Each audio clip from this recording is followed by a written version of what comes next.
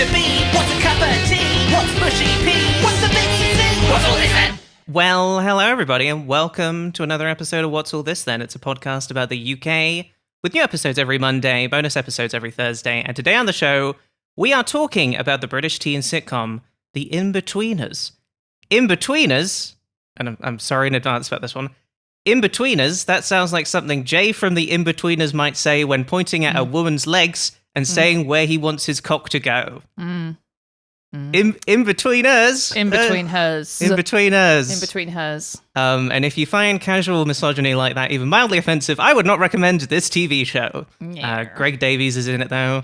So that's nice, and that's all of the intro The Inbetweeners is going to get from me. I'm Charlotte McDonnell, and I'm joined as always by my wonderful co-host. It's Libby Watson. Libby. Hello, Charlotte.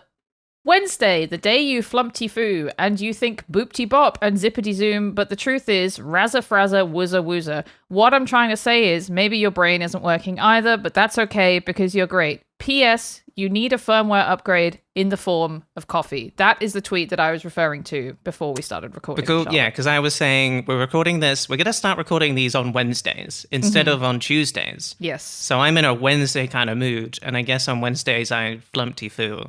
That's right. So this week on The Finest, we're going to be doing Charlotte's YouTube history.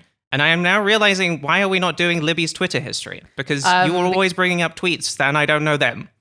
Because it makes me panic to think about. It makes me have anxiety to think about anybody. And when anyone mentions anything I ever said on Twitter to me in my chat, I start screaming at them. Oh, okay. No, I think, but then at least this way you could sort of be taking control of the situation. You know? Ah, yes, I love to control the narrative. Exactly. Yes. Yeah, I exactly. better. Yeah, no, I'll do one. I'll do one for sure. We can think of some good ones, and we should get right Stefan now? on as well. Do one right now. What's one really bad tweet you posted? How dare you? How dare you? I've blocked them all out. And please, if you're in the comments, don't pull them up. Don't look, please. I'm so happy I deleted all of my tweets. Oh, me too, so multiple times. Yeah, yes. Mine are all gone. You didn't archive them? You can't find them somewhere? I'm not going to answer that question. Okay, all right. Don't need to answer that question. I plead the fifth. That's okay. And I have the right fine. to do that as an American. As an American, yes, you can. Well, let's introduce our guest today. Jake, I'm so sorry. I forgot to write a big long intro for you. I just have Jake. I'm gonna read out the intro that I wrote for you. So are you ready for this? Yes. Jake Ellenbogen, Everything Now show. Perfect. That's it. You basically got it. Yeah, that's right. That's pretty much it. Lovely to be here, Charlotte. I think my intro. What else could you add to it? I guess. No, that's it. That's basically it. Mm-hmm. It's Everything Now show. Computer guy from Everything Now Computer show. guy, yes. Computer man. Well, this is the thing is I man, remember, because I usually do go to like see how people describe themselves before preparing their intro for them. And I was like, computer guy. I guess you are the computer guy. But then I think of you as in front of the camera guy on Everything Now show.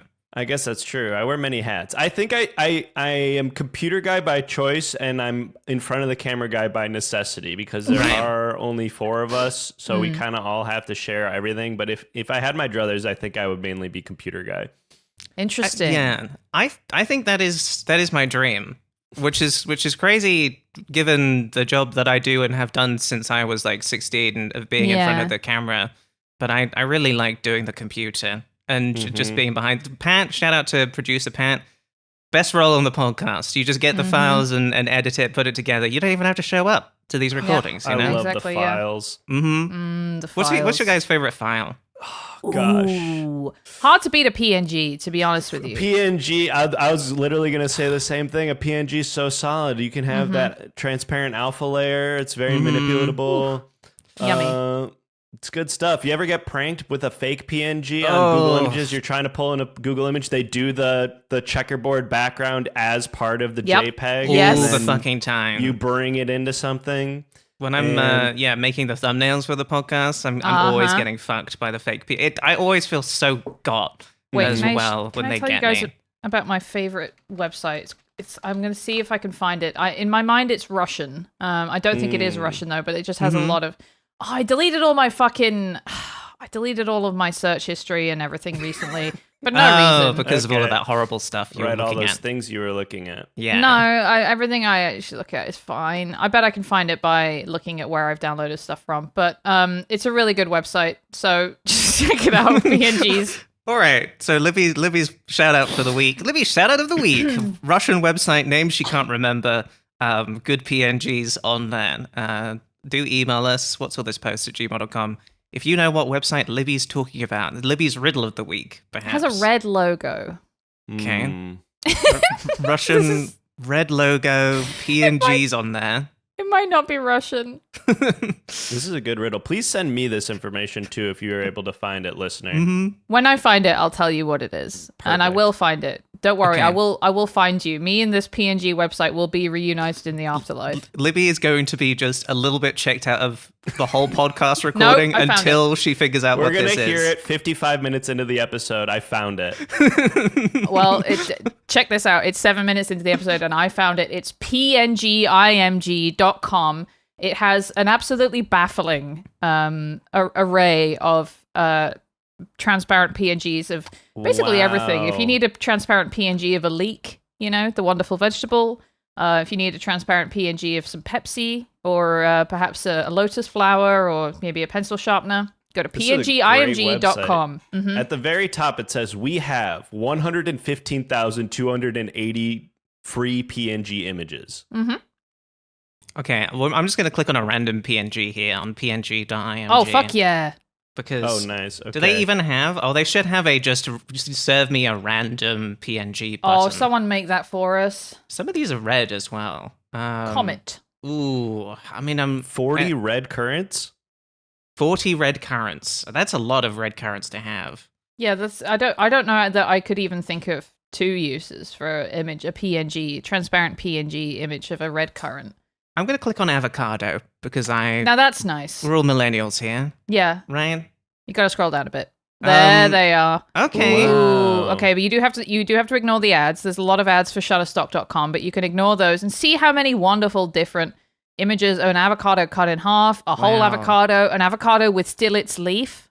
Still its leaf on that one. A lot of these don't look super ripe, which is Yeah. not what you Mm. want when you're finding a picture of an avocado. Bit green. Oh, that one looks like it may be overripe. That one on the left. Yeah, some of these. I mean, I'm not finding the perfect avocado. Well, here's here. the thing, Charlotte, is you buy an avocado at the store, it's rock hard, and then a couple days later you go to use the avocado, it's already bloody wrinkly and soft, isn't it? Yeah, I know. Isn't it? That's why I know, don't. That's right. I don't eat Uh-huh. any of them. I just don't. You don't eat avocados? I just need someone else to be taking care of the keeping avocados part. That's why I want it. That's why I want the avocado toast in the cafe. Unfortunately, Yeah. is because that I don't is- want to have to struggle with is this avocado ripe today? Do I want to eat avocado today on the day that it is ripe? On the day of my avocado's ripeness, all of that Okay, stuff. just thought of a really good, maybe 2013, 2014 gimmick website. Is myavocadoripetoday.com, and then every day it's random whether it says it is not ripe yet or it is too ripe. God, that would That go would be off. good. That would also go hard in the early app days, right when the iPhone came out, along with you tilt your phone Yeah. and it The looks beer. like you're drinking beer. Is my avocado ripe as an app? Make it $3 because people were paying for the kind of app back in the day. Yeah, for you would sure. probably be rich. Yeah, I don't actually want to think about that now. I don't want to think about how That's much I okay. could be not doing anything if I'd only thought of this idea 15 years ago. That's okay, isn't it? That is okay. I think it's an MP4 for me. And By the P4 way. is great. Yeah. That's got to be up there for me too. Video Charlotte, they call her. It's just got good compatibility, right? Mhm. Mhm. I think I used to be all about the MOV because I had an Apple laptop and I was like, you've got to make MOVs when you're using the Apple laptop, and now I'm all about the MP4. Interesting. And can you explain any of that to me? MOV sort of is the beginning of Movie. Movie. movie. I understand. Yes. I think those files tend to be bigger, right? Okay. I Better? think they do. I think that's why I tend not to use them. Although an MOV file, nice for if you have a transparency in the back. Again, I love transparency. We love I transparency. operate in layers quite a bit on the Everything Now show, and Yes. so having the ability to make things invisible behind you is a big part of my work. Yes, building in the alpha layer into the MOV file. I feel you, Jake. I know this. I've been here before. We should start a second podcast called The Alpha Layer. And it is Ooh. about transparent PNGs and stuff, but it's also about being an alpha, which I guess is over now. I guess we're supposed to be Sigma now, but anyway, whatever. We're bringing back alpha. There's a new layer to alpha that we must explore. I think you guys should just talk about this on this podcast more. You don't need a second podcast. You can just kind of add file types and alpha layers into this. File That's what type I feel corner. like this podcast has been missing. Yeah. Maybe it's a segment. It doesn't have to be the whole pod, but maybe just every episode there's a segment where you talk about file types. List of file formats. Okay, here we go, guys. Here we fucking go. List of file formats. I mean, this could be fucking anything right here. This is unbelievably long. I don't know what I expected, but there are I mean, that's so many many episodes, Libby. I mean, if you did an episode per file format, you would be. I mean, you'd never run out, basically, because by the time you got to the end of this list, they would have invented new file formats. There's going to be new ones. Yeah, definitely.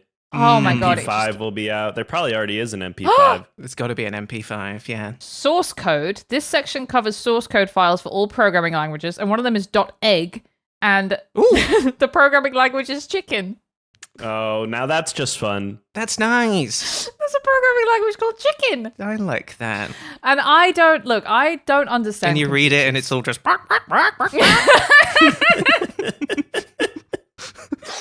This is how chickens send each other PNGs. Is .egg file. Yeah. I don't understand how a computer works. I still don't understand or really believe that this thing can make a picture appear on a monitor.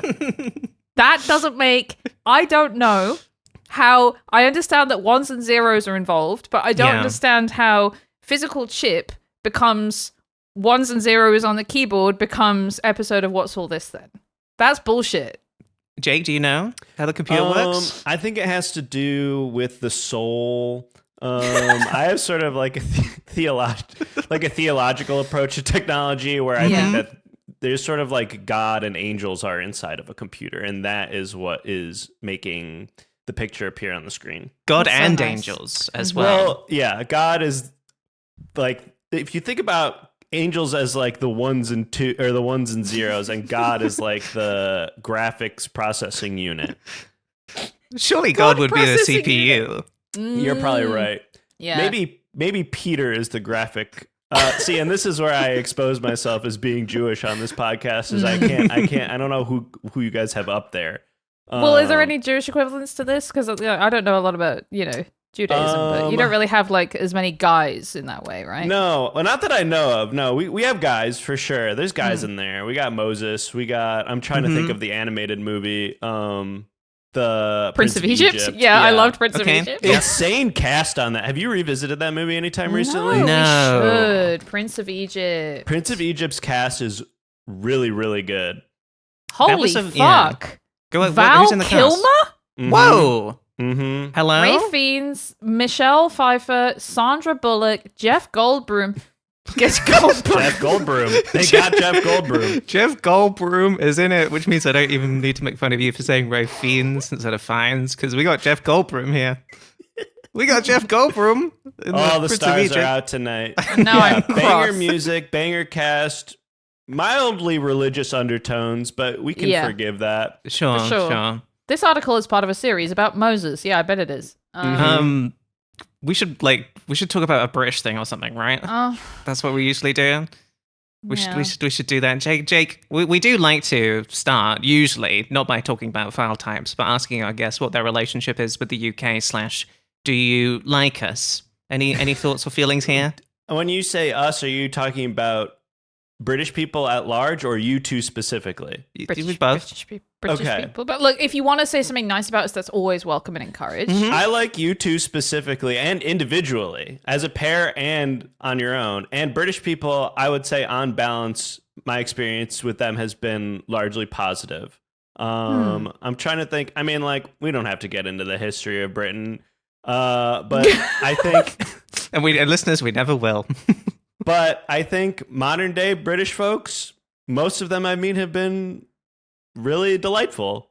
That's nice. Do you have a favorite British person outside of me and Charlotte? A favorite British person? Doesn't have to be someone you know personally. Okay, great. I think maybe top of mind would be James Acaster, just because I saw him Really good one. recently here in LA. He was doing what I think will be his latest special. Mm-hmm. Fuck yeah. And it was really great. And he's delightful. And I like his podcast. It's not as good as this one, but I like his podcast. Thank you so Thank much. you. And that's right, but I also do really like his podcast as well. He is like our, like dream guest, right? Didn't we ask that question? That would be a big get. I feel like he is right on the line of gettable right now. Yeah. Oh yeah? Sure. You think he's on the down right now? I would say, or he's about to blow up in a Buy big the way. dip, everyone. Buy the dip. Buy the dip. I think this could launch. I think an appearance on What's All This then could launch him back into the mainstream after what I feel like has been, based on his own description, sort of a departure from the public eye a little bit. It seems like he'd taken some time off. That was sort of the nature of the special. No spoilers. But that he had sort of stepped away from performing for a while and then returned. So this it seems like he's looking to get back into the juice, and you could juice it. That's where you want to be, in the juice. In the juice. What do you guys think is the sort of key difference between like British and American stand-up comedy? Ooh, if there is one. I don't know if there really is one. Or I was big on watching stand-up as a kid and a teenager. I haven't really watched a lot in the last, I would say, 10 to 15 years. Don't really watch a ton of... I kind of prefer improv. Oh, yeah? Mm-hmm. A lot of people are saying this right now, A lot of actually. people are saying this. Yes. I'm hearing this more points and with the more as guests, people are specifically live stream improv is what people are saying. Yes. It's the best. We were just talking about this on the Everything Now Show podcast. Actually, shout out to fully paywalled podcast that you can't listen to. Well, you can listen to it if you pay for it. If you pay, but let's be serious here. Let's Pay is what I say. Pay for it. And pay for the video version. It's fun. We were talking about how none of us listen to stand-up anymore as much. And part of what I was thinking or saying on that podcast is part of the reason that I feel like stand-up is less interesting now is because stand-up, and not all stand-up is like this, but like part of the performance of stand-up is pretending to be a guy who's just thinking of something funny at that time. Right. And I feel like with all media, have this like the fourth wall has been shattered with podcasts and like how it's made and behind the scenes content that like everybody's so aware that like, oh, you're a guy who writes this and you were too, like people are so now aware of the process of how it comes to be a stand-up special that artifice of just like, here's a funny observation I'm making right in this moment is gone, and it feels ingenuine. And why podcasts like this, where very clearly we haven't thought of anything that we're saying because it's not funny or well written. Yeah, because we talked about like image file formats, types. we have file types Exactly. for like a lot of this so far. Yeah, This is more compelling because it doesn't feel as artificial. It feels more genuine. Very, very true. Yes. I want to just take 1 second to ask Charlotte, do you think Jake's mic is a little hot? Yes. Okay, I'm bringing it down. My voice might just be a little hot. No, I tend but to run loud. That's the job of the microphone, is to take that into account and say, hey, all right, we're gonna turn that down a little bit. If microphones couldn't do that, we'd all be in trouble, wouldn't we, Charlotte? you. We'd all Thank be you. in trouble. I know, I so agree. I used to listen to a lot of Jack D when I was a kid. I had a Jack D tape. I watched every Eddie Izzard special over and over and over again. Fucking loved that. What else? He's like the mayor now? I think the mayor? She's the mayor now? I think she's the mayor. Yes. Well, hang on. She's not the mayor. Hang on. She's the mayor of being cool, I think. Susie Eddie Izzard. Ran for parliament. I don't know. Yeah, much more politically active. But those early specials, so fucking good. Who else? I used to watch just like whoever's. What was that show, Charlotte? Live at the Apollo. Oh yeah, No, a lot of shit on that. To be clear, quite Yes. a lot of bad stuff on that. You know, your Jimmy Carrs and so on. Yeah, I mean, I'm trying to decide now in real time if that would be worth us doing an episode about. Probably not, but it was just like Michael McIntyre mostly was the host of that. He was like, He was pretty funny. He's very sort of like, do you aware of Michael McIntyre at all, Jake? I have no idea who Michael McIntyre is. I would say he was like one of, if not the biggest sort of stand-up comedian in the UK for a long time. Just very sort of like gregarious. I'm remembering him like big teeth for some reason. Yeah, that feels right. It's sort of safe comedy, I would say. Not like clean, but like it was a lot more like, I never use all the spices in my cupboards than, whatever it is that's actually funny, which is like, I'm fucking a pig or whatever. Comedy for the stand up for the masses, definitely was his thing. For and sure. He was hosting it. I mean, I like it. I like that show in concept, just to be like, if you are a stand up and you just like want to have you know more people know about you, it's just like now you get to go on TV and do 10 minutes and everybody gets to see it. So I do like it for that. Yeah. Sort of like Kill Tony. Yes. It's kind of Kill Tony coded. Kill Nigel. Kill Tony is UK. sort of the most like the closest approximation Americans have to a British panel show, I would say, right now. Yeah, basically, I think so. Yeah. Did we say that when we did the panel shows episode? Because if we didn't, we should have. Let's say we did. We probably didn't because I was just trying to remember what Kill Tony was when you were talking about it. Yeah, no, we didn't say that then. Let's pretend we did. Let's go back and insert it. I always forget stuff that we talk about on the show. Though, yeah, that's just a big part of having a podcast, to say the same things over and over again. That's what people come back for. It's comfort. It's routine. That's Mm-hmm. right. And when they hear, I don't know, like Mitch tell the same story about jacking off into the shower or whatever, they go, I remember that story. That's nice.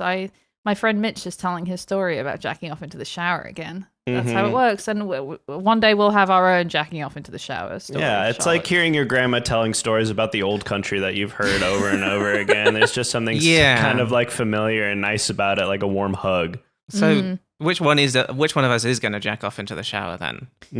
Does it have, so do we have to do that literal thing, or is it like what's the jacking off into the shower type story?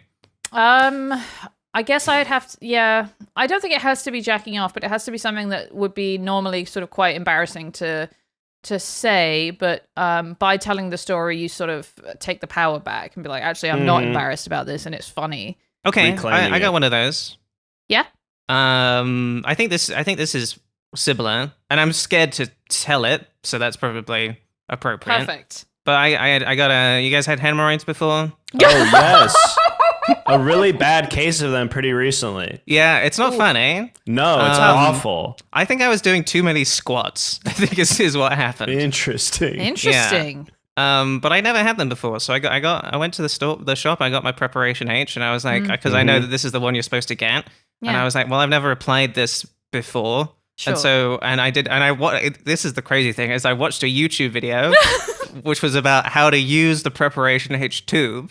Do they show the butthole on YouTube? They do not show the butthole. I think it might be one of those sort of like educational sort of like, just sort of like graphics that are sort of like clinical enough. That, this feels like really... one of the things you would search as a kid to try to see nudity on YouTube, where it's just like hemorrhoid curing procedure just so you could see buttholes and boobs and stuff on YouTube. Yeah, even if it is just a scientific drawing of one, that's good enough. That's good enough. That'll work. But I was watching a tutorial on how to do it because the thing comes and then you have like the separate applicator, and if you can believe it, I watched most of the video. It was like, this is correct, and so I have the applicator which has like a green cap, and then you take that off, and then you put that sort of nozzle onto the tube, and then squeeze it out, and it comes out sort of like spaghetti at the end. Anyway, I didn't understand that was what I was supposed to do, so I sort of like took the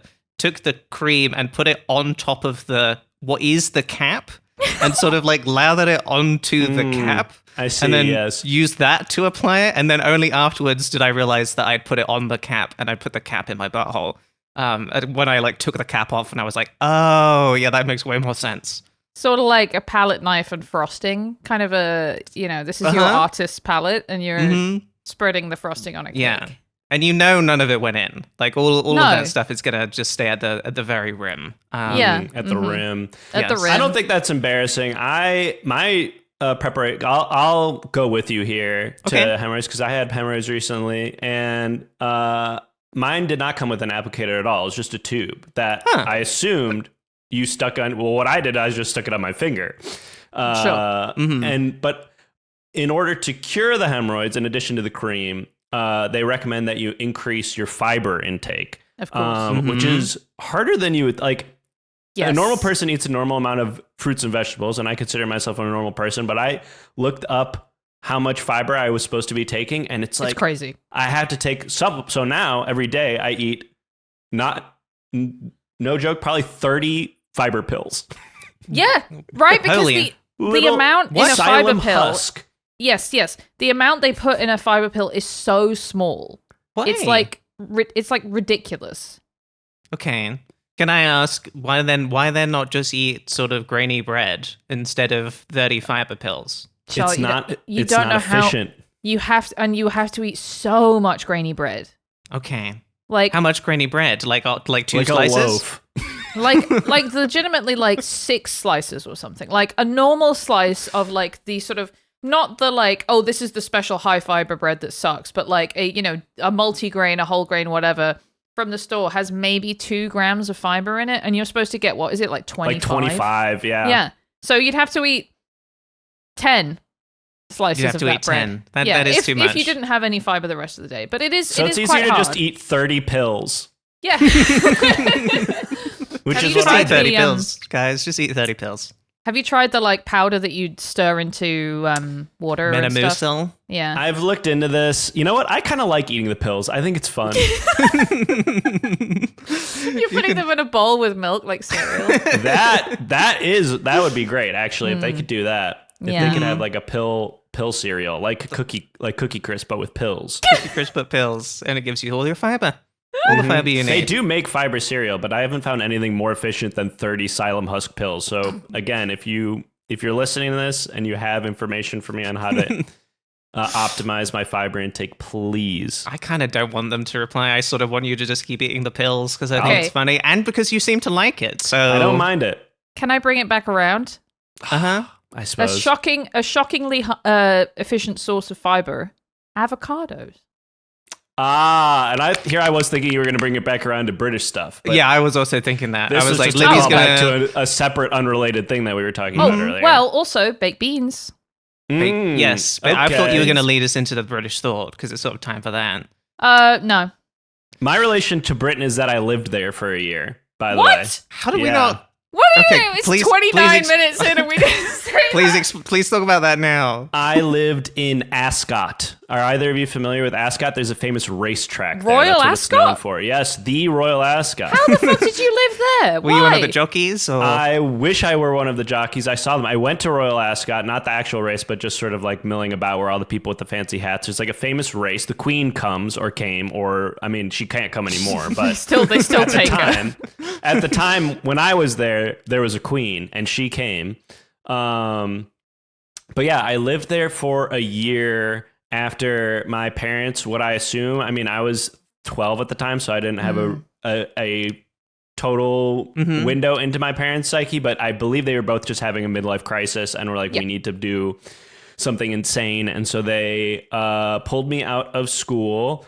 And I went to TASIS, which stands for the American School in Switzerland, I think, because it's a conglomerate of international schools, of which there is one maybe it was called the American School in Surrey. Is Thorpe in Surrey? I was going to say, it would be crazy to be in the American School of Switzerland in England. in the UK. It was in Thorpe. Very near Thorpe Park. Okay, great. To the point where we would hear people screaming on the roller coasters when we would be walking between classes. I like that. I've been to Thorpe Park many a time. There's an Inbetweeners, not to jump the gun here, but there's an Inbetweeners episode where they go to Thorpe Park. Wow, I didn't see that one. That's crazy. What was it? So you went to school in the UK. What was that like? Because we've talked to people who've done uni there, but not done school. Yeah, I was in what would be American 7th grade, and it was American 7th grade because the point of this school was that it was an American school in England. So because the curriculum is different and the years are not aligned. So it was me and a bunch of other expats, basically, Huh. and Yeah. then like a handful Right. of people from other countries. Right. But That's funny that your parents were like, we're going to do this midlife crisis thing, but we also sort of know enough about what's going to happen that we're going to make sure our son like is able to go back and it not be a problem. Yes, Right. well, I don't know how long they planned to stay there, but it was like 2007 and we got there, and then immediately after we got there, the global economy crashed and the pound became twice as expensive as the dollar, and so we just had half the money, and a year later we were like, well, we have to move back now. Oh, yeah. This doesn't There you work. go. Damn. You are younger than us. That sucks. Mm-hmm. That sucks because I was already done with school when the economy crashed. Yeah, for Yeah. that time. Yeah. Yeah. Yeah. I Absolutely. mean, 2007, that was beginning of my YouTube years. So I was basically an adult at this point. I think That's that's crazy. right. I think I was Yeah. probably watching your YouTube videos in Mhm. my little house in Ascot. Yeah. I'm going, wow, Britain's so cool. Yeah, I adopted a well, that's actually interesting. I did adopt a British accent sort of partially, and I think probably in the same way that you find say certain things in an Americanly. American or Yeah. Canadian accent. Occasionally it slips out just via cultural osmosis. Sure, This sure, was sure. happening to me when I first got to England. My parents signed me up for like a little day camp that was like for the week before school started, so that I could like meet other kids, and it was Yeah. they were all British. And I befriended a kid whose name, I don't know if this was his actual name, but he was called Badger. We called him Badger, at least. And I was like, is that a normal British name? I was like, maybe I still to this day don't know, but he introduced himself and everybody called him Badger, or Badger. Badger. And so, and This I would is my hang out friend with him. Toad. That's what happened. You didn't go to camp. You went to Farthingwood. Yeah, I went to think that's Farthingwood. probably what Yeah. it was. Yeah. I went there and I have a distinct memory of being there, and I would pack a lunch, or my mom would pack a lunch for me because we would go and we would have lunch there, and I brought a peanut butter and jelly sandwich, and I told them that I had a peanut butter and jelly sandwich, and they all looked at me like I had grown a second head when I explained what a peanut butter and jelly sandwich, because you guys, jelly to you is what we would call gummy, I think, basically. Well, No? Jello. It's Jello. Oh, it's Jello. Okay. What do you call gummies? Gummies. Gummy. You would call them gummies? Like a Like gummy gummy- bear is like a gummy? Yeah, Okay. gummy. That's a gummy bear. I mean, we would like, yeah. Haribo, innit? Yeah, Okay, Haribo, Haribo. Sweeties. It's in the Sweeties Okay. category. So yes, jelly is Jello. So what they thought I was eating was a peanut butter and Jello sandwich. Yeah, that when would I be explained crazy it. to do. That That would would be, be but crazy. y'all don't do peanut butter and jelly and peanut No. butter and jam, or really peanut butter much at all. No, very little peanut butter. I grew up eating just jam sandwiches. Mm-hmm. Not really even a life brutal. worth living, is it, Jake? It is rough. That is rough. I did eat a lot of curry when I lived there. That's cool. Not a lot of curry back where I grew up outside of Chicago. No. But yeah, my experience was really good, I would say, on the whole. I feel like I had sort of like a watered down version of being a 13-year-old in England, Right. because I was still going to an American school. Sure, so sure. my experience was surrounded by mostly Americans, although there were a handful of British kids whose like parents worked at the school, who would go there. Looks So I like met you some lived of pretty them. close to Binfield. Did you? I don't doubt it. You're Yeah. It's just Yeah. on the Binfield. name. Are you talking about, is that near Ascot or is that near Thorpe? Okay. No, that's near Ascot. Yeah. Gotcha. Binfield. Yes, I lived next to a Um, place called Cheapside, which I always thought was really funny. That's funny. Oh yeah, I see Cheapside. Yeah, very cute. Yeah, that's Binfield actually and the neighborhood that Cheapside. I lived in outside of Ascot. It's like a Yeah. suburb of Ascot. Did you ever go to the Thatched Tavern? Yes, it was genuinely right up the street from where I was No living. way. God, That's we- fucking sick. We It really looks fucked up good. not getting into this earlier, but we do need to do British thought. Yeah, like whatever. really, really bad. Okay, that's Okay, fine. it's time for British thought. Tea's quite nice. What happened to Noel Edmonds? EastEnders. Bloody raining again. How do they make Scotch eggs? Did they finish Brexit or what? British thought of the week. That is right, Libby. It's time for British Thought of the Week, and this week's British Thought is, what's the second most famous... I was a bit... You fucked it. You fucked it, Charlotte. I fucked it so bad. What's the What's your second most favorite zebra crossing? That's okay. You said Jeff Goldblum. Jeff Goldblum. Jeff So Goldblum. I said fave. All right, I said fave. What's the second most famous zebra crossing? What's the second most favorite zebra crossing? Jake, I assume you crossed some zebra crossings while you were living in the UK. Oh, sure. I mean, we're saying, of course, Abbey Road is the most famous. Yes. Isn't there a really Jake, famous one in Japan? I mean, this is great because we can basically just sort of like this. That's the British thought, pretty much done. Yeah, there's one another one in Japan. There's one in Japan that's the other famous one. Yeah, so this came from Graham, who said Abbey Road has to be the most famous zebra crossing anywhere. So what's the next most famous after that? Is it also in Britain? And do we have a monopoly on famous bits of painted tarmac? And so what is a zebra crossing is probably the thing that we should start with, right? Because the question is, what is the most famous zebra crossing? Yes. You mentioned, Jake, you were like, oh, there's another famous one in Japan. So that is when I was looking for just famous like crossings or crosswalks in the world, right? Yes. The things that came up were Abbey Road, famous from being on the cover of the same named Beatles album. Shibuya Crossing, Yes, which is in that's the one I'm Tokyo, thinking of. right? Which is a really large crosswalk, extremely busy, right? And then when I was looking at these sort of like articles of here's the most famous crosswalks, it would be like Abbey Road, Shibuya Crossing. It would be like Times Square, and I'd be like, well, no, that's just a famous place where there happen to be crosswalks. That's not really famous crossing, is Sure, it? there's not a particular one, yeah. No, and then they'd be like this one that looks like a keyboard. So basically, like what we have, where the lines look like keyboard keys. So what we have is like two famous crosswalks in the world, and basically nothing else. Cool. But here's the thing: Shibuya Crossing, not a zebra crossing, No. right? I think What that's really constitutes important. a zebra crossing? Jake, I'm so happy that God, you asked. isn't Jake such a good guest? Such a good guess. I mean, could have mentioned he lived in the UK a little bit earlier. That's our fault, I swear Charlotte. I've told at least Libby this in Yeah, well, passing I'm- before. Not a very good friend. It is. so. I guess it is our fault for spending so much time talking about files and such.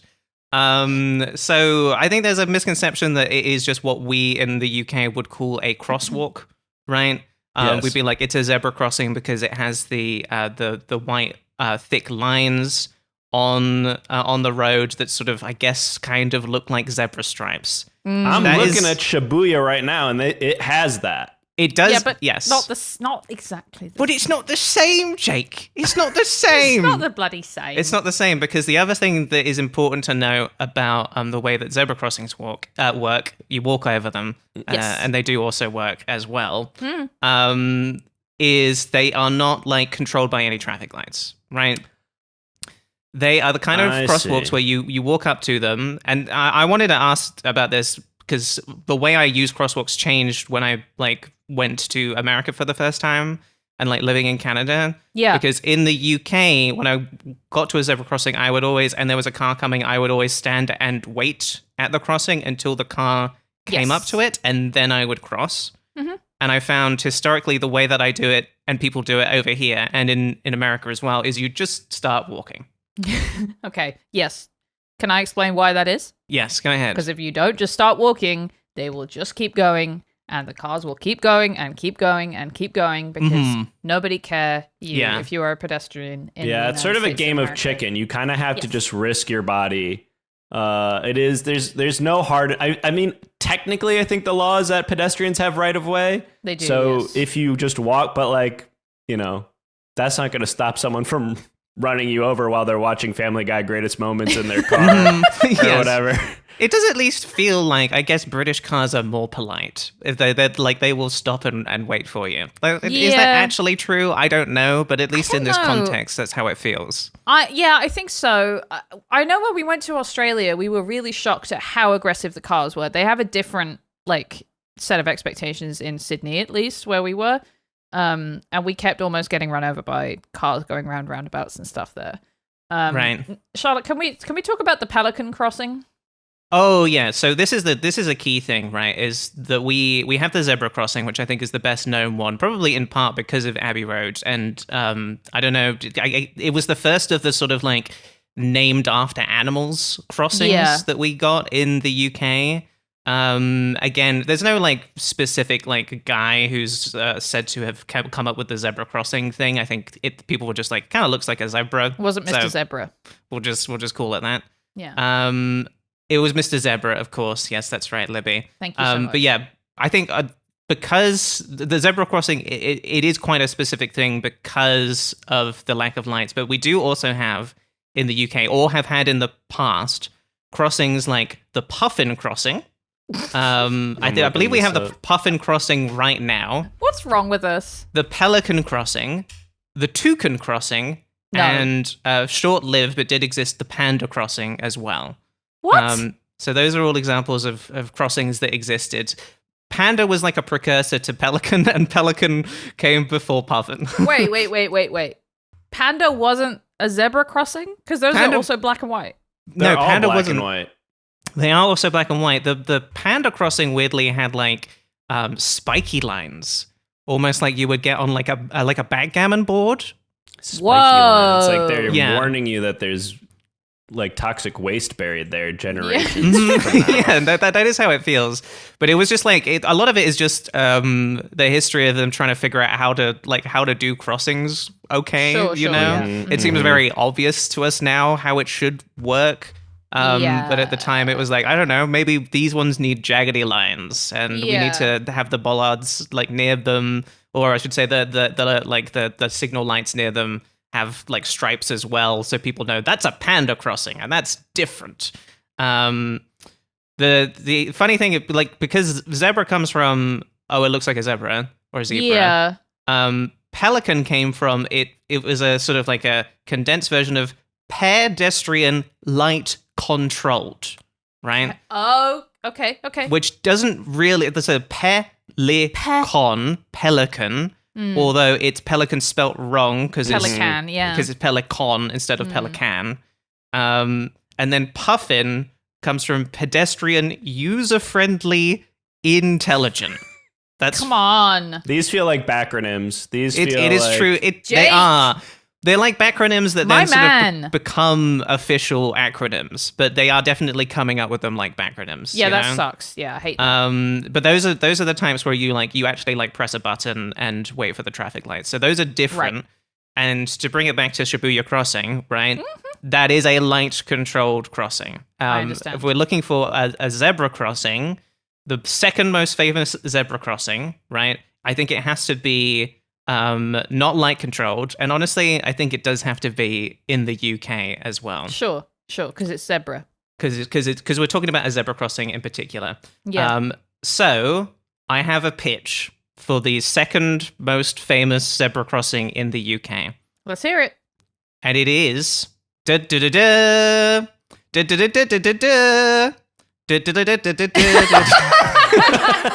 20 more minutes of this. Do you need a minute? No, this is all part of it. This is all part of it. It is the 3D zebra crossing in St. John's Wood. All right, I'm looking Now, this do you want to up. try and to the listeners describe the crazy zebra crossing that you're looking at right Oh now? my god. What the fuck? I think I'm high. I think I'm at the fucking fish show, and I'm like, my brain is all fucked up, and I'm on hallucinogenic Imagine drugs. driving drunk over this. It would be awesome. Bro. That would be the hardest way to drive drunk, which is otherwise quite easy. It's a sort of optical illusion to make it look like it's 3D lines on the crosswalk, but it's just how it's painted. Yes, and then I think another important, because they have made like around the world. There's like a good one in like Iceland, right? They had like another one of these sort of like 3D style crossings. Yeah. Where from the right angle, it sort of looks like the lines are like floating above the road, right?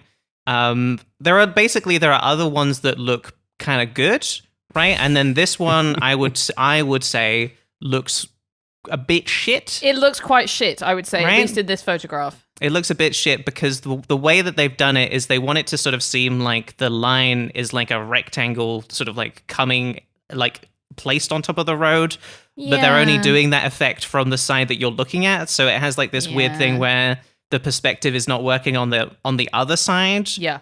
which I guess means it sort of works. It sort of like half works from either side that you're sort of like driving towards it from. Right. The idea of this is like, I mean, it's fairly self-explanatory. It's like, it sort of looks a bit 3D, like it could be something in the road. Therefore, That you'll drivers drive are going to into. be slightly more cautious, in theory, coming up to it. So this was introduced as part of a 12-month trial in 2019. And the reason I'm saying it's a famous one is because there were news stories written about it. Now, was it a slow news week? Possibly. Does it still exist? No, it also does. No, it doesn't still exist. Okay. It was made as Does part of that a 12. sort of disqualify it? Well, I mean, that I think is for the listeners to judge. I mean, listen, it doesn't still exist. It would at some point, and the people were not talking about it being removed, right? I just had to check Google Street View, and I was like, at some point after 2022, it just changes back to a regular Interesting. zebra crossing. But it was up longer than the year, and people did talk about it. So therefore, I think it is, even though it no longer exists, when a celebrity dies, they're still famous, right? That's true. Yeah. Michael Jackson, famously, still very famous. That's He right. died Famously ages ago. famous. Yes, Yeah. famously famous Michael Jackson as well. But that's my pitch. If anybody listening has a better example of it's a hard thing to quantify. I actually Yeah. think Shibuya Crossing is more famous than What? Abbey Road, based No, on you're right. my Google Trends searching. That's all I can really base it on. So it's still, doesn't really mean anything. It's hard to quantify fame, ultimately, at least in terms of crosswalks. But that's what I have. Now, did I have much more to say on this topic? Yes, but am I conscious of the fact that we probably need to talk about the main topic also? Yes. Could we just have a little bit more? Because I don't have a lot to say about the Inbetweeners, to be quite honest. Oh, I'd you prefer don't? to talk about crosswalks more. Okay. Well, then you guys want to watch a video? Yeah! Yes, absolutely. All right, because there's a video I found. So this was the introduction of the zebra crossing in 1951 from the BBC archive. In Charlotte, I just looked at the Wikipedia, in Slough. Now, Jake, you must have gone to Slough when you lived in Ascot. Almost certainly I did. Home of the UK office.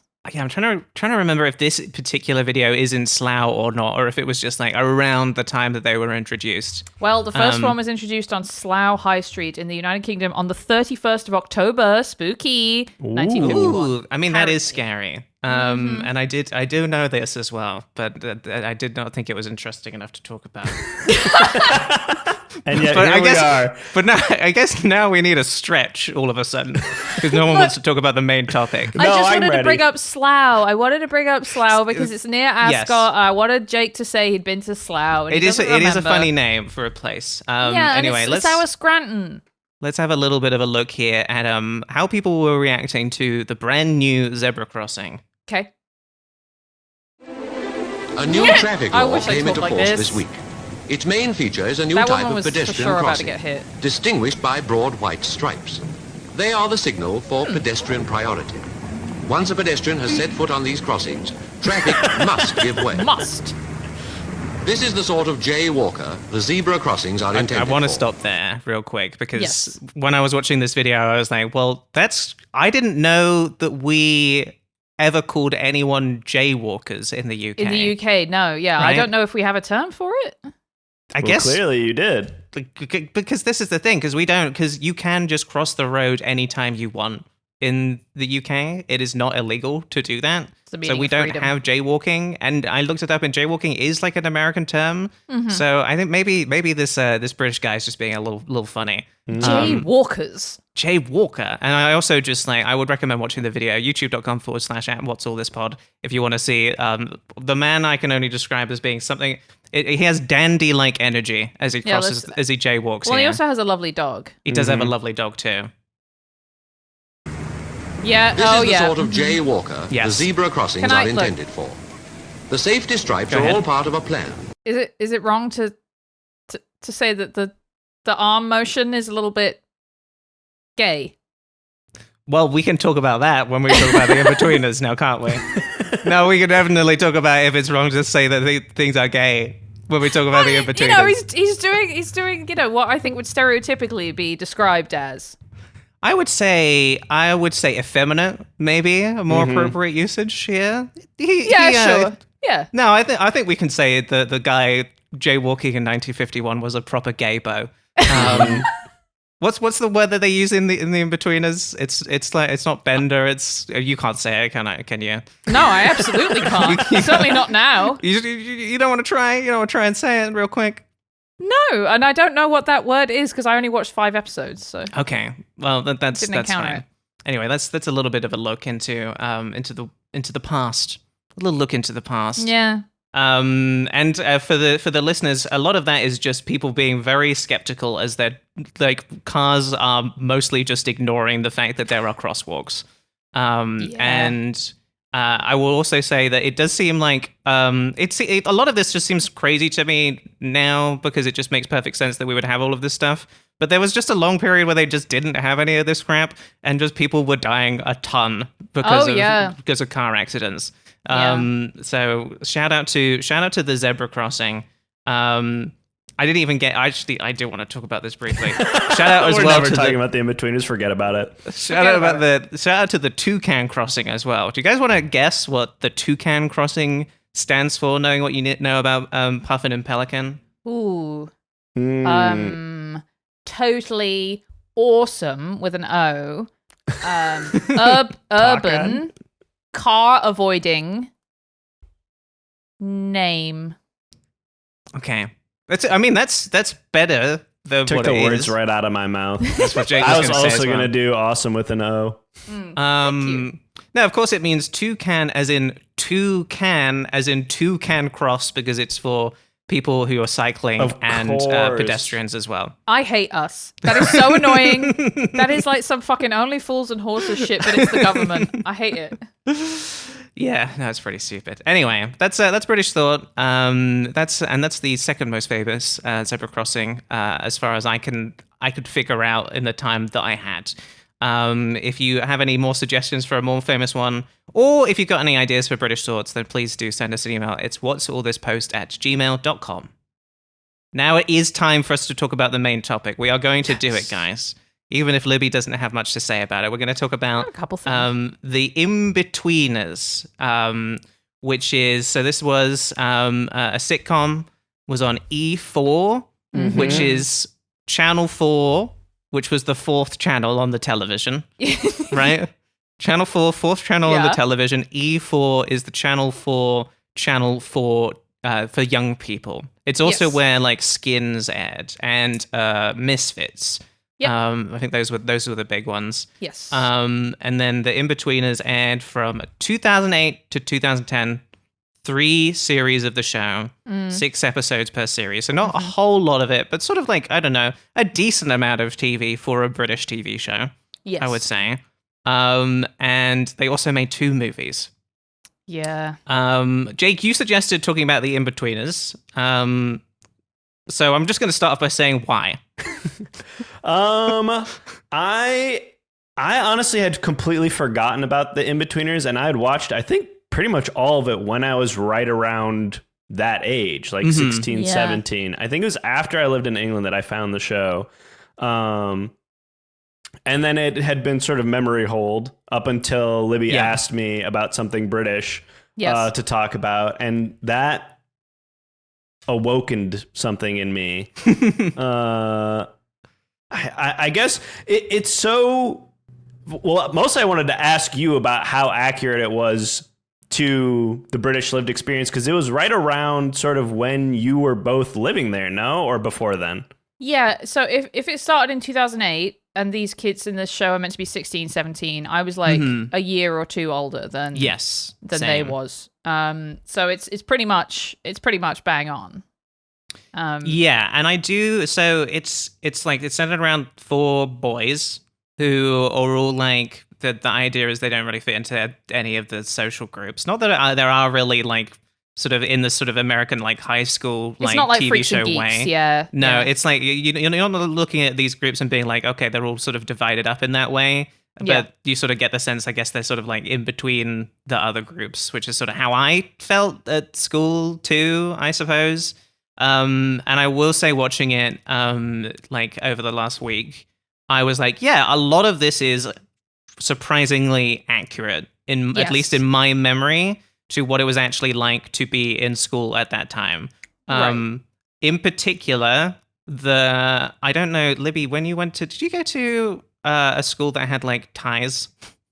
Yeah, Secondary school? Yeah, so it's interesting. The way that my secondary school did it was that you did polo shirts and jumpers for every year except for year 11, which was, the top year in the school because it had no sixth form. And when you got to year 11, they kind of tried to communicate to you, all right, you got to take this all fucking seriously now because you got to do your GCSEs and, you're a grown-up now, so you have to be, good at everything by A, making you wear a shirt and tie, and B, letting you go into the school canteen first. There was a line for the year 11s, and then there was a line for every other kid. So there was definitely a sort of like attempt to communicate, you're going to feel special because you're walking around with your shirt and tie, and everyone's going to know you're a year 11 and everyone should look up to you kind of thing. Yes. Did that work? Yeah, basically. It did, yeah. It was pretty similar at my school, although it was just if you were in the year ahead, you just got to cut in line. And that was just how they did it. And then they just kind of staggered. You're just like, oh, you're in this year. You should probably go and get your lunch around this time. That's so basically. All these hungry year 7s being I know. made to wait until 1:45. Yeah, it did not feel good to be the youngest at that school. I remember. But there was a lot of stuff because I watched the whole first season and I watched the movie as well. So there was a lot of moments where I was like in the canteen, Jay, who is the character who's always lying about how much sex he's having, he has a plate of at the canteen, he's got a huge plate of just chips. And I was like, that is one of those very specific sort of things that I remember about. Maybe this is a outside of the UK thing as well, but I just remember the kids who were just I'm just gonna have chips and just an insane amount of salt, and that is my lunch because I have control over that. And then with the ties, it was one of the things that I think people who don't grow up in schools with uniforms might not get is how you would customize your uniform to actually try and express yourself, right? And one of the ways to do that was to have the smallest, fattest tie you could possibly have. That was the cool kid thing to do, was to have the short, fat tie, and I never figured that out. Yeah, it looks really fucking dumb, but I guess stupid, that is in a world where that is sort of your only recourse for having any sort of sense of identity, it becomes a status symbol to just be I look like shit on purpose, actually. Well, some of us found other ways to push the boundaries within the technical rules of the school uniform shop. I mean, we had this crazy idea, which is untuck the shirt. That's one thing you could do as well. Yes. I used to wear knockoff steel toe cap Doc Martens that I got at Camden Market for £5. Camden Market is cool. Is anyone talking about that on the pod? No. We'll have to have you back to do Camden. Okay. That place is strange. Yeah, I went a few times as a teenager, and I was like, holy shit, this is so cool, and I've never ever thought of going back. Yeah, I used to wear the steel toe cap Doc Martens that were not Doc Martens because technically all you had to do was wear black shoes. So right, pretty yeah, cool. And I was always too scared to go outside of the smart shoes that I knew I was supposed to wear and push the boundaries. I the bravest I ever was sometimes I'm untucking the shirt, but I definitely was more of the Will character where it's I have the blazer on as well. Not straight up briefcase, right? But I did, I feel like I had a briefcase backpack at least. Yeah. Definitely feeling pretty uncool. Unfortunately, Charlotte, you didn't have the experience that I did of figuring out how to dress slutty within the bounds of a school uniform. That was such an important part of my development as an adult. Figuring out how slutty a skirt can I get away with wearing in year 10? Yes. No, that's the perk, I guess, of going to an all boys school. Also, they thought, Is I Gotcha. didn't even have to think about the short skirts. There wasn't it wasn't a topic of conversation at the school at all. None of the boys were dressing slutty at all. No. And what a shame as I know. well. I mean, what we were all afraid about doing was being gay, which is one of the things that I do feel like this is one of the like tricky things about talking about the Inbetweeners, right? Is the fact that it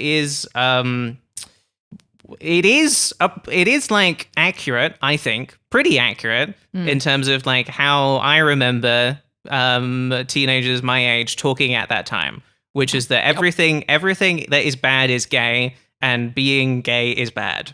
Yeah. That was pretty. I feel like now, like in my memory, I feel like possibly like I remember watching the Inbetweeners when it came out and being like, I feel like they're maybe doing the gay bit too much. This is what I remember is being like, I think maybe this is what we were doing like 3 years ago, but times have changed since then. One of those things where they wrote the pilot in 2004 and then it took ages to get produced by the time it came out. That is true. I was researching this and they actually wrote the pilot in 1990. What? So, yes. And then it took over a decade to produce. Yeah. Yeah. So I feel like, kids were still talking like that and at the time, but it's difficult to know like how dated it feels like now. But it is very dated now. Going back to it, I'm listen, I'm not here to go woke police mode and shit on the Inbetweeners sort of too extensively, because I will be like, there were times when I was watching it where I was like, yeah, this is still very funny. I laughed a couple times, yeah. Yeah.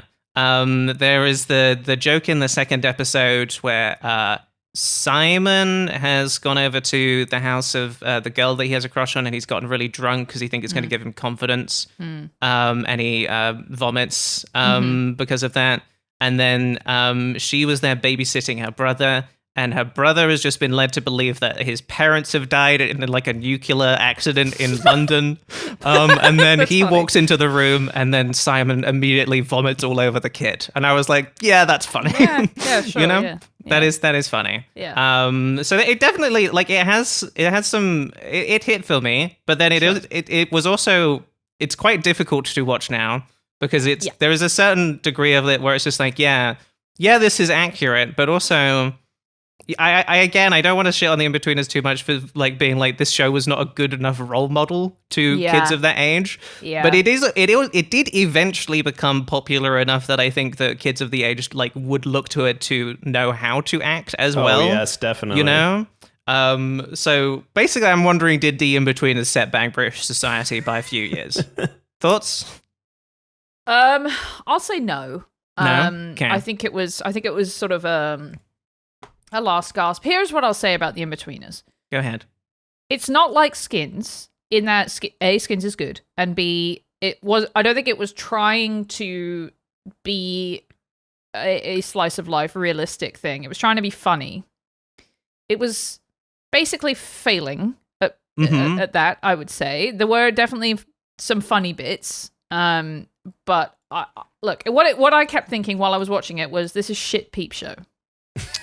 I think that is pretty accurate. Yeah. It does, like, I think what happened is I probably shouldn't have watched 6 episodes like in one day, because I started being like, this is pretty funny, and I could sort of deal with the amount of like homophobia and misogyny because I'm like, yeah, this is sort of how it was like in real life at the time. And then at a certain point, I'm just like, I can't. It just like wears you down. Well, it's just pretty relentless. It is just they really pack it in. That was also my takeaway rewatching it for the first time a couple days ago. I watched a couple episodes, and it really is pretty one note. The other thing that I think is interesting about it is it feels like it's an like I don't know if there are other teen comedies like this in British culture, because it feels like the setup of this is a very American idea. Yes. The American teen like it feels like Superbad, which I guess this predates Superbad, doesn't it? Does it? Let's take a quick look. So this came out in 2008. I think I remember this was on after Superbad. Okay, so it feels in the oeuvre of the American teen comedy. Yeah, just filtered through all like British culture. Yeah. Something about that was weird to me. And then they tried to make it again as an American TV show, and it ate shit on MTV, and nobody liked it at all. We should watch that, Charlotte. Yeah, it does look. I mean, it's crazy to be like, well, this is a show that I don't think is good, and then to be like, now let's watch the American remake trying to do the British. You know, it like watching the trailer, I was like, this is giving first episode of The American Office, where I'm just like, you're doing the same jokes, but it's also not quite hitting in the same way because it's like you're trying to sort of replicate the British humor in a way that it doesn't make sense, you know? Yes. I do really need to talk about this because you brought up the 90s pilot, right? This was when it was called Baggy Trousers. They hadn't figured out the name of the Inbetweeners yet. I did mention this briefly on our episode a couple of weeks ago with Ali about High Tea. I did audition to be an Inbetweener, and you're giving me the wide eyes, Libby. Did I not mention this, or did you just forget? I think you did, but it's just such an incredible fact every time. That is an incredible fact. Which Inbetweener? I can't remember, unfortunately. I do remember going into a room and then with like 3 boys and then them being like, this is sort of like, here's your personalities each. I don't think they made us like read lines. I think it was sort of like improv, which you know a thing or two about, Jank. And I'm pretty sure it was pretty bad as well. As what we did. want to do. And this was when it was still called Baggy Trousers. My understanding is that they did make a pilot, called it Baggy Trousers, and then completely recast the whole thing with like guys who had like Edinburgh shows. Yes.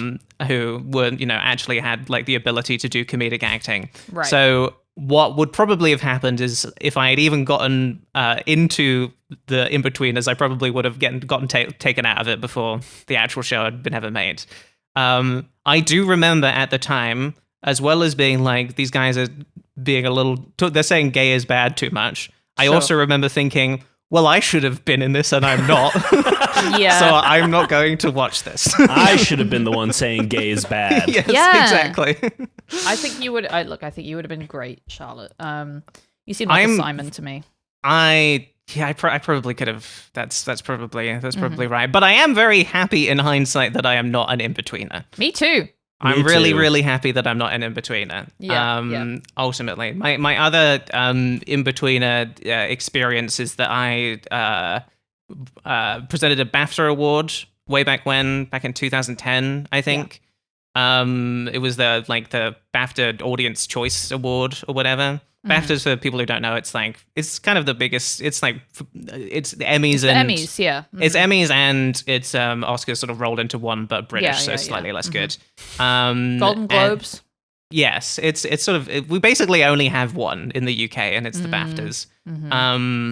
So I got to present that award. I did think, I want to look at the video and talk about my experience of meeting the Inbetweeners and all of the other people, but I've decided I'm going to save that for the finest episode this week. So we're gonna get into that over there. But I basically will say I have met them on the stage, God, if you can really call that meeting them. And I remember being happy for them as well at the time. Greg Davies is in it. I mentioned this at the top. So good, isn't he? He is really good in it because obviously we all know him now from Taskmaster, and he did used to actually be a teacher too. Yeah. He's extremely good in the role of just like, I think he's probably my favorite character in the show because of how much he hates the boys. Yeah, and they're kind of villains. Yeah. Yes. Yeah, exactly. He's so big in that. You don't see how big he is because he's always sitting in Taskmaster, and you see him in these shots and they shoot him from so low to make him look even bigger. So he looks like Andre the Giant in every shot. It's awesome. He looks like Gandalf, yeah. He is humongous. Yeah. I will, here are a couple things I thought of while I was watching it. Okay. Further to the shit peep show thing, it has that sort of central conceit of sort of the main character and the narrator, because it has a lot of these weird sort of structural things where at the end of the episode they have a little flashback of the episode that you just watched, and Will, the main guy, is like narrating throughout, and he is essentially like a teenage Mark Corrigan. He's like stuffy, he's posh. Yeah. He's sort of put upon, he's always trying to get laid and is rubbish at it and whatever. He does feel like an adult who's been put into this world of teenagers. Yes, which is it is a funny like way of like expressing the awkwardness of being a teenager is when you feel sort of in between a child and an adult. And especially for him. But I did see also that the producer did produce Peep Show. Ian Morris was one of the main creators of the show, and he was a producer on Peep Show. Mm-hmm. So I think, obviously there is some influence there, but the tone is so weird. It's got all this terrible upbeat 2008 music, like the fucking Fratellis and shit, going like dun dun dun dun dun dun dun, that kind of fucking awful stuff that was on Radio 1 the whole time. The tone is very strange. It is, I'm sure, kind of crazy to watch as an American because it has, like you say, Jake, this weird sort of like high school comedy kind of thing, but they are saying way crazier shit than you would ever say on American telly. Like unbelievably dirty jokes. They're swearing.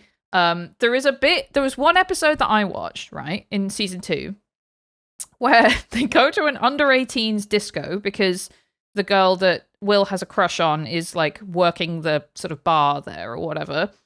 And then Simon gets jacked off in the disco. That's right. Surrounded by children. By a child, essentially. She's like, because they're all like 16 or whatever, which I'm sorry to say is the age of consent in the UK, which is crazy. And then this like 14-year-old or whatever is like really sexually aggressive and like jacks him off in front of everybody. And they just like, the other boys are just staring at him. And that unfortunately was one of the bits that made me laugh because there's this bit where they're just like watching him and it's going on too long. And he's like at first resisting and then kind of getting into being jacked off.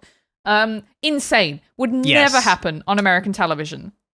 Right? It's true. Yeah, no, it's true. It would never happen. I mean, watching it as an American, you're like, as you're watching it, trying to translate everything into what would be the American equivalent. And then there are just some things that have no American equivalent. So you're just like trying to parse, like, what is, like the pub when in the pilot, when they go to the pub, like, there's no American equivalent to like a dive bar, maybe, but like you're like just the visual aesthetic of especially that like quiet pub that they go to mistakenly at the beginning.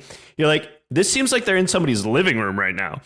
Yeah, like there is no American equivalent to going out and there's just like a couch with like an end table and a lamp in the room that you're in, and some old blokes. Yeah, exactly. Yeah, and then the language thing is. Yes, it is all incredibly crude language, but because these all sound like gibberish words to Americans, like you have no real context to like how bad the language is. Like they all just feel like, Seussian invented words. Right. Yes. You're hearing them calling women gash and you're just like, maybe that's just what they say. Yeah, exactly. That's normal and fine. You have no scale. When they go into a room and like I watched the one where they go clubbing in London and they go in and Jay says something like, "Oh, it's absolute see a clunge here." I was like, yeah, I can see how like an American watching that maybe wouldn't know how like unbelievably disgusting that is. I mean, it sounds disgusting as a word. Clunge. Yeah, phonetically, you're like, okay, it just sounds bad on the ear, but you have no frame of reference for like, is this like a slur or just like a weird turn of phrase that he's making up with his friends. Sure. And, I do think British television is much more willing to have, protagonists essentially be absolutely loathsome. Mm-hmm. But this took it to a degree where every time Jay was on the screen, I wanted to look away. I wanted to fast forward. Because not only is he disgusting and gross, his character is so one note.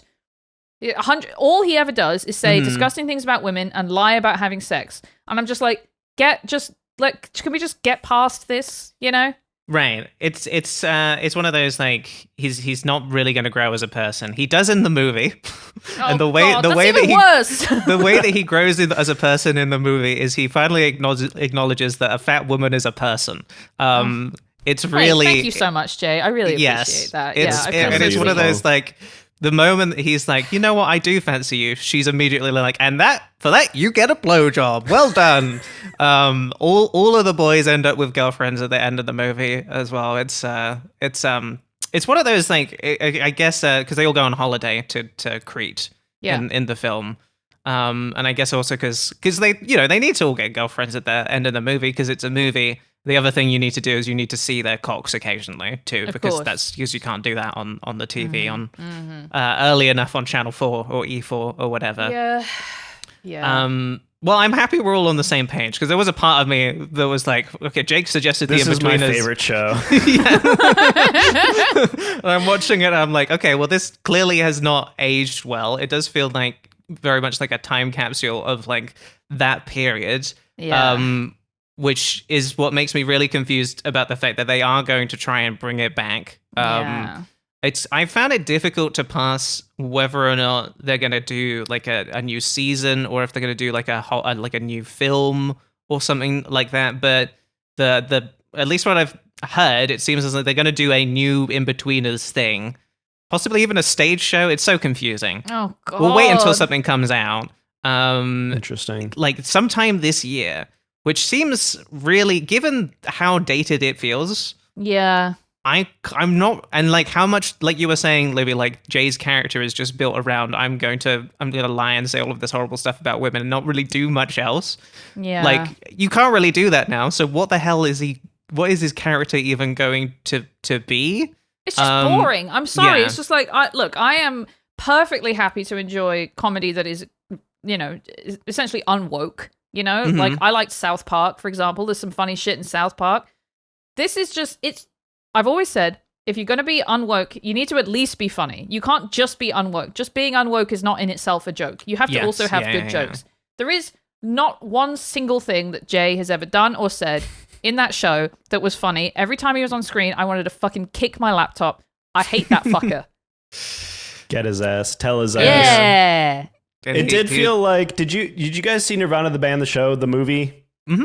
Yes. It felt like that scene when they go and watch when he goes to the theater and watches The Hangover, and they say the F slur, and the whole crowd starts. That's how I felt. That's what tells him that it's 2008. God, that was so funny. Exactly. I felt like that watching rewatching this now, where I was like, oh my God, I felt like we were all brainwashed into thinking this was the funniest shit ever. And it's so casual, it's like so like. The R slur is like casually out there or whatever, and obviously just like constantly everything that's bad is gay. I mean, it's crazy, man. There's some there's like one scene. I don't want to get into the details. I don't think either of you would have seen it. It's with a driving examiner. Yeah, I didn't see that. Didn't see this one, and that was the most like you think this is funny thing because it's just like.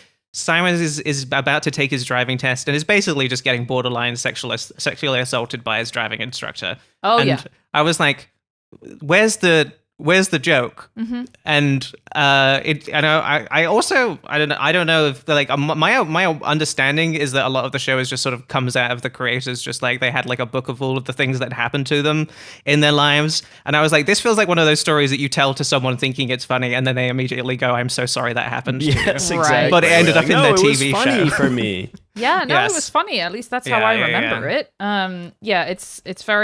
It's very bad. And also, again, I'm just thinking of the really good driving instructor bit in Peep Show where Mark Corrigan has to learn to drive because he's gotten Sophie pregnant and he doesn't want to do it. And the driving instructor just doesn't teach him how to do it and keeps saying, "Oh, you fucking idiot. You've stalled it now." And he says, I don't know if normally the people you teach are coming from countries where they just don't have the qualifications and they already know how to drive, but I can't drive. That is so fucking good.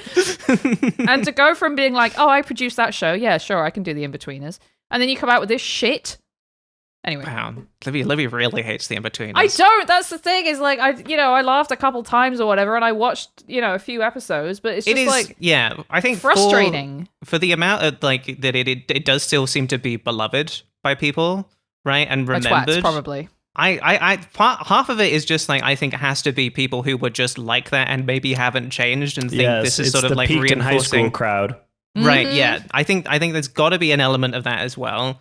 I definitely I was watching some videos about it. I saw some people commenting being like, actually them saying that everything was bad is gay, that's how it was, and that's sort of how it still is for me. And I was like, in my social circle. Yeah, so, but having said that, I'm more than happy for them to try and bring it back and watch the car crash that is the Inbetweeners coming back, because I want to know. I want to know how they're going to land it. And I at least think it would mean that people who think they love the Inbetweeners, who watched it a long time ago, would realize what it actually was now, and be like, oh yeah, I guess I just liked the TV show that was for kids my age and didn't really think much more about it.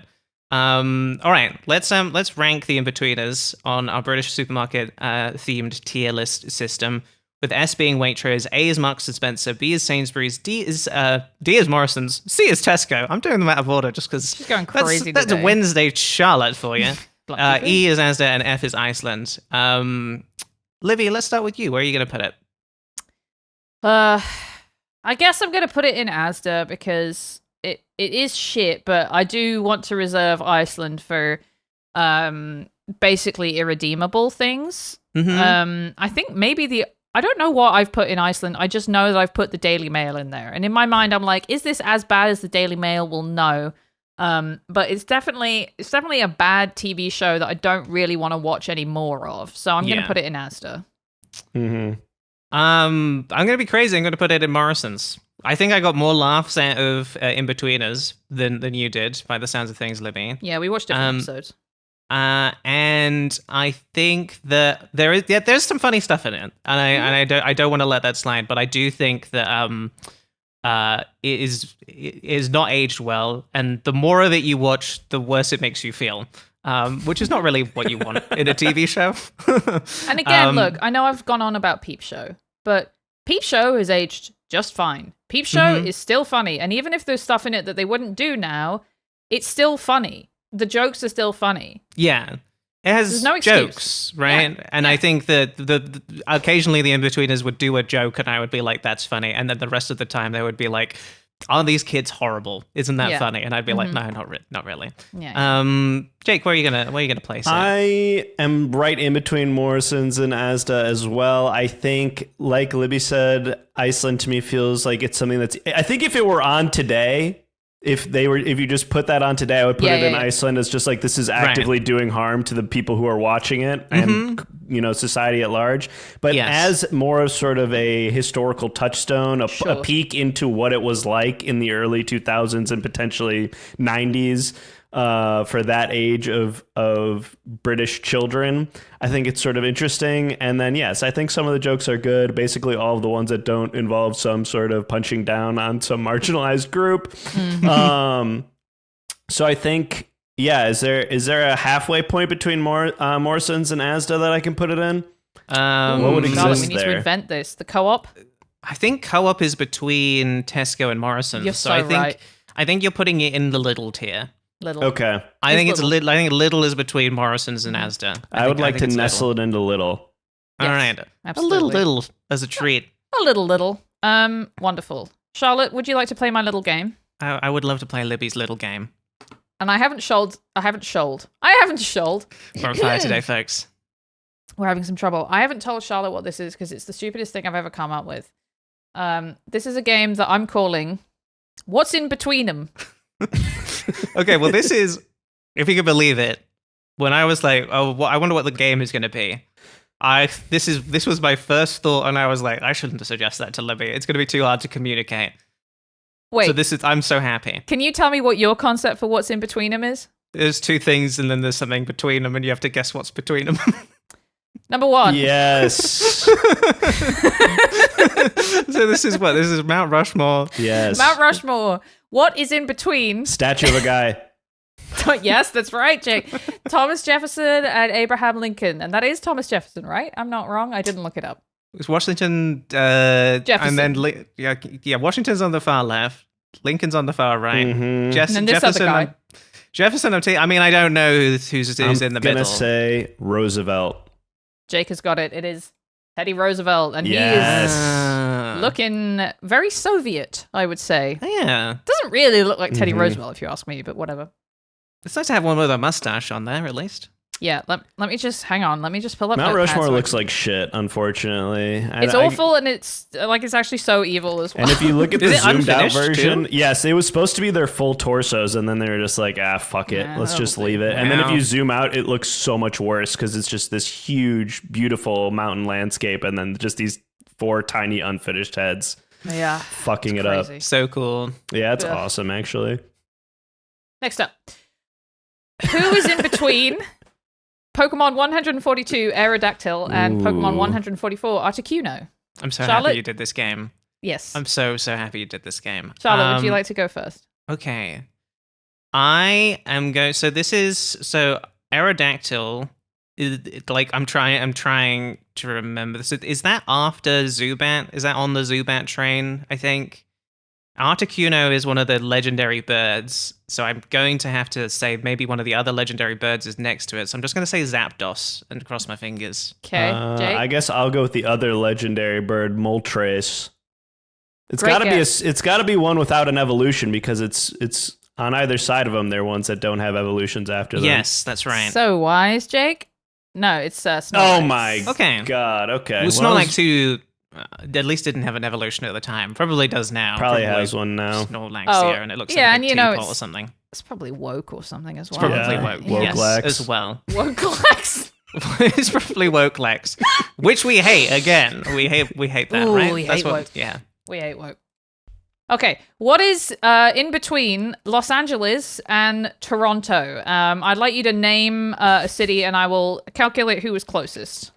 Oh, okay. Whoa, And then okay. for representing Los Angeles, you have the Upright Citizens Brigade, and then for Toronto, you have the Rivoli, of course, because she loves her Nirvana, the band, the show, the movie, folks. She loves it. And the TV show, and I want And you the to watch TV the show. TV show so we can talk about it. I never will. I never will. We Don't can like talk the about it, guys. Don't like they're the funny. guys. Don't like the guys. Don't think they're funny.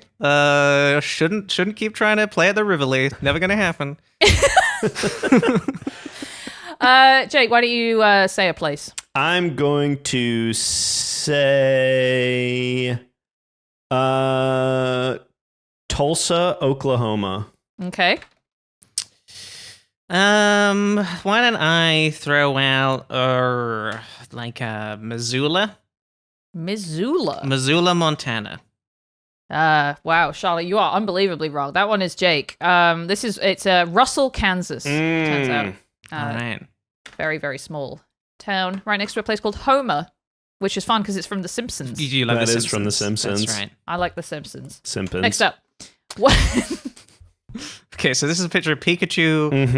and on the left and a dog on the right, and so we have to guess what's probably between them. Raichu probably would be next in line. what's in between Pikachu and a dog? Charlotte? Let me think. Woofachu. Woofachu, okay. Oh yes. I'm gonna say Arcanine, the fire dog Pokemon. Gone in a different direction on this one. It's actually my cat Digby. Oh. Of course. That doesn't make sense at all. Help me Digby- understand how you came to that conclusion. Size?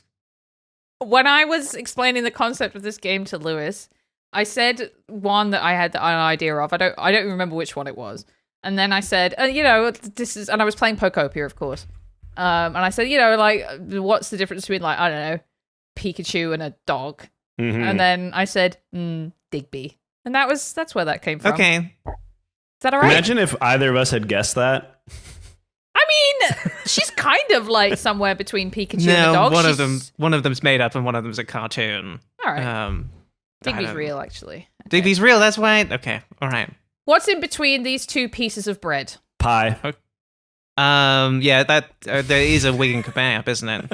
That's right. I'm going to give you both a point for that. It is a wicked. Is this something that people really eat? Yeah. Between Not that two many of pieces them. of bread? Yeah, look. I'll Is say it the crust the bread? I found out about it from the same video that all the Americans found out about it from. It's very local. However, I will say I made one on my stream with the mushy peas in it too, and it's actually quite good. It just I can't see feels it being like bad. the bread is redundant when you've got a pie crust. That's the crust is the bread. Okay, well, have you ever put crisps in a sandwich? Yeah, that's a good point. All right. Okay. Yeah, It's hard I was to going argue to with say. that. It's a textural thing, I guess, but neither of these are crispy. Well, I guess the pie crust could have a nice sort of like flaky crispiness to it. All right, I'll give it to you. It's just, I like bread, I like pie. What am I going to do? That's why I Yeah, have what's to eat next? 30 fiber pills every day. Who is in between Benicio del Toro and Kevin Spacey on the lineup of The Usual Suspects? Charlotte, you want to go first? Well, I'm trying to remember who's in The Usual Suspects, and unfortunately, the only one I could remember was Kevin Spacey. Because he's the one, right? He's the bad one. Ah, yes, that's right. He's the baddie at the end, I think. He's the baddie. I haven't seen He's it the either. baddie. That's all I know as well. He's the baddie. We know that Kevin Spacey is the baddie now. I don't think that's a spoiler. I can't for the life of me remember who is in this movie. I don't know. Maybe Brad Pitt's in it. Maybe it's a surprising Brad Pitt appearance. I'm going to guess. It's not Clooney, but that's who I'm going to guess. All right. It's actually Kevin Spacey. Oh. It's Kevin Spacey again. You put another Kevin Spacey. Well then, okay. I'm happy to accept the terms of the game as they have been presented to me. But who is behind Kevin Spacey? Kevin Spacey. Who is at the back of the line? Kevin Spacey. It's Kevin. You see That's the picture Kevin right there. It's Spacey. Kevin Spacey. What do you want me to do? That's Kevin Spacey. It's two Kevin Spaceys. Next And many up. more we can't see, apparently. Last one. According to Panic at the Disco, the only difference between martyrdom and suicide is what? And what is in between here? It's like between the text, the title of the album, and the name of the band. Yeah. The only difference between martyrdom and suicide is what? Okay, knowing Panic at the Disco, it's like red lipstick on a wine glass, isn't it? that's what they're all about. This is from their 2006 album, I believe. Which Is it one word? No, it's 2 words. It's two words. Mm-hmm. This is a single off their 2006 album, which was, of course, called Panic at the Libby's panicking at a keyboard right now, trying to Google this. The only difference between martyrdom and Okay, so 2005, they had A Fever You Can't Sweat Out. That's where this is from. Okay, sure. Yeah. Anyone got any guesses? I gave my guess. We're waiting on Jake. Okay, yes. Yours was lipstick on a glass. Mhm. Yeah, lipstick on a red wine glass. This is before I knew it was only Before two you words. knew it was 2 words. A cool gun. A cool gun. I almost want to give it to Jake, but I won't. It's press coverage. Mm. The only difference between Martyrdom and Suicide. And that apparently is a quote from a Chuck, what's his name? Palahniuk. That guy. The guy who Sure. did Fight Club. Yeah. Lots of really bad song titles on this album, including London Beckoned songs about money written by machines, and there's a good reason these tables are numbered, honey, you just haven't thought of it yet. And if you can believe it, when I was into Beat Saber like a year or so ago, I did buy the whole Panic at the Disco pack on Beat Saber because I was like, you know what? Yeah, these lyrics suck, but it's got a good beat to The Saber beats go to. hard. Yeah, what can I say? That is crazy. I know. Well, Jake wins. Well done, Jake. Yay, well done, Jake. Let's go. Get Here's in what's- there. Yes, that's Get in. well done. Now, speaking of in between, what's in between you, Jake, and you promoting yourself and talking about your various projects to our audience? Nothing is in between me and promoting my various projects, Charlotte. I'm here to promote the one thing that you credited me for because it's the only thing that I do, the Everything Now Show, which is an interactive live stream comedy show that streams on Twitch. And you can see appearances by both of our lovely hosts on former episodes of the Everything Now Show. But if you want to see a new episode, they're every Thursday, Friday, and Saturday night at 6 p.m. Pacific time at twitch.tv/everythingnowshow. And they're so good. It's one of the best things on Twitch. Full stop. Love to go on Everything Now Show. It's just embarrassing. It's embarrassing every time you tune into Everything Now Show and you're like, all right, that's something you can do. You could do something. It's like an that's good. idea. It's like someone had an idea for a stream. It's like 50,000 ideas per stream, and I'm sitting there going like, I think I'll play Sekiro and watch some copyrighted television today. We go for quantity of ideas over quality of ideas at the Everything Now show. We say if we can just pack 10,000 ideas into a stream, they don't have to be good, which is sort of a hack for any of you aspiring creators out there. You don't have to have a good idea, just have a lot of them. Well, listeners, watch the Everything Now show. Support them on Patreon as well to get the podcast. Do that too, and support us on Patreon too if you want to. We would like it if you did. And if you don't, we're going to start sending letters. Right, this is the new thing we're doing. It's like the TV license. We're going to send you a letter if you listen to the podcast and you don't pay for it. We're going to send you a letter threatening to show up at your house. Yes, that's what we're going to be doing. And we've got all your addresses. Yes, that's right. That's brilliant.